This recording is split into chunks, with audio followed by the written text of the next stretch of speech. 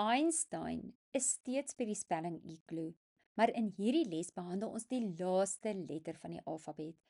Kan julle glo, ons is deur die hele alfabet en nou is dit baie opwindend, want nou gaan woorde skryf en lees vir ons so lekker en maklik wees, totdat ons die volgende klanke van die letters byvoeg wat ons moet leer. Onthou ook Zulu se reël. Zulu se jakkals vang voëls wol en ekstrale. Zulu, daardie groot Zulu man, sê vir ons dat ons nie op 'n Z eindig in Afrikaans nie. So jy gaan altyd as jy z tipe klank hoor aan die einde van 'n woord, die S skryf. So dit maak dit sommer baie maklik. Vind die letter Z aan die einde van die alfabet in jou alfabetliedjie en bou die Z klank bokant die letter Z. Die Z sê Z.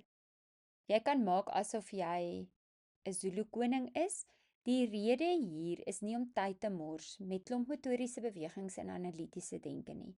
Daar's 'n paar woorde, julle kan julle spelboeke oopmaak, leer die woorde en weet net dat die Z in Afrikaans sê. Ons gebruik ook nie die Z aan die einde van die woorde nie en daar is nie regtig klanke wat sê aan die einde van Afrikaanse woorde nie.